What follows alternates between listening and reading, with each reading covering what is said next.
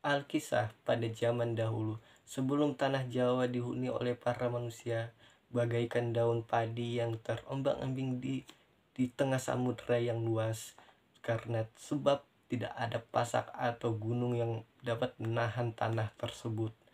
Batara Guru melihatnya, dia pun menciptakan sebidang tanah tambahan pada pulau tersebut. Bersama dengan Batari Meswari, dia pun menamakan tanah tersebut sebagai Tanah Jawa.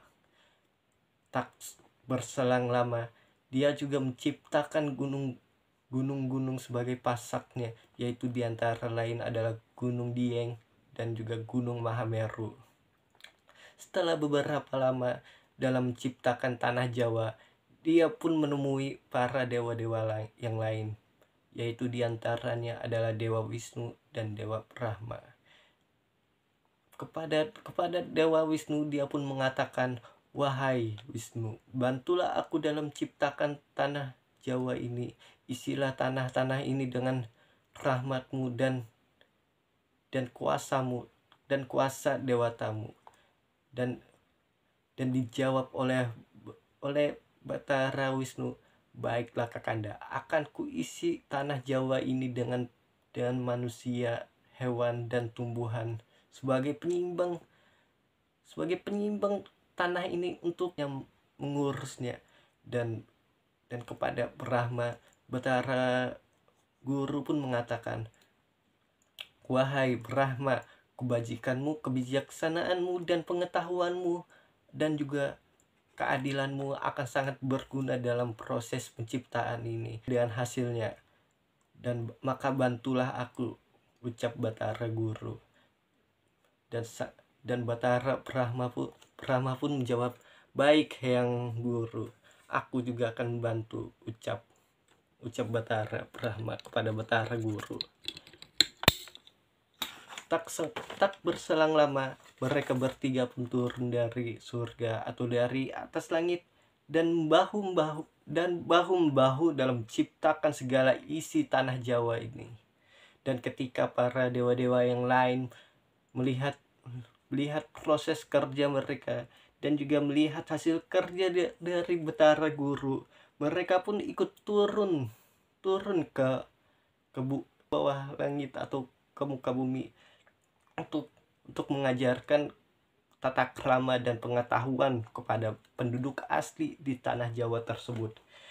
Dengan bertambah banyaknya hewan dan tumbuhan di tanah Jawa, semula gunung atau pasak yang menahan tanah tersebut pun juga mulai kelebihan kapasitasnya, dan itu pun membuat Gunung Dieng yang semula bentuknya runcing mulai terkikis sedikit demi sedikit dan hanya menyisakan Gunung Mahameru itu yang sebagai pasak penahan dari tanah Jawa tersebut. Dan alhasil itu pun membuat tanah Jawa kembali bergetar lagi, kembali terombang-ambing lagi, dan menyebabkan bencana alam terjadi di mana-mana. Dan itu mengakibatkan separuh dari wilayah dari tanah Jawa atau pulau Jawa itu tenggelam ke dasar laut yang dalam. Batara Guru pun melihat itu. Dia pun mulai memikirkan solusi yang terbaik, bagaimana caranya untuk mengembalikan keseimbangan di tanah Jawa itu kembali.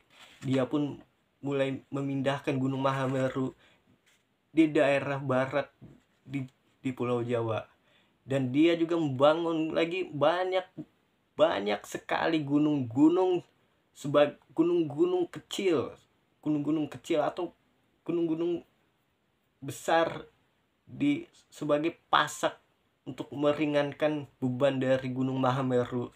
Dan dia juga membuat kembali Gunung Dieng di timur dan menciptakan kembali tanah-tanah yang semula tenggelam itu kembali.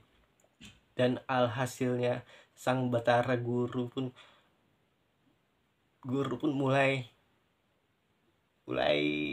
senang dengan hasil dari pekerjaannya kembali. Dia mulai mengembalikan kembali keseimbangan di di Pulau Jawa tersebut. Dan sang Betara guru pun mengatakan, sesungguhnya tanah Jawa ini belumlah seimbang. Setiap bencana pada pasak atau gunung yang meletus atau bencana tsunami dan lain-lainnya itu menandakan kalau tanah ini sudah melebihi dari kapasitas yang ada, dan segala kematian dan kesedihan yang terjadi pada setiap makhluk yang ada di Pulau Jawa ini adalah kodrat atau takdir dari kalian sendiri. Amanat yang dapat saya sampaikan dalam cerita saya ini yaitu adalah segala penciptaan tidak ada yang namanya yang sempurna, akan selalu ada kekurangan dalam hasil penciptaan. Oleh karena itu, saya juga meyakini kalau cerita ini berkaitan dengan penciptaan, kesempurnaan, kelebihan, dan kekurangan. Segala sesuatu itu tidaklah ada yang sempurna, dan bahkan ataupun sekalipun itu adalah hasil dari ciptaan-ciptaan dari orang-orang yang paling hebat pun akan selalu ada yang namanya kelemahan dari hasil penciptaan tersebut. Dan oleh karena itu, terima kasih atas mendengarkan cerita saya. Saya pamit dulu, undur diri. Bye.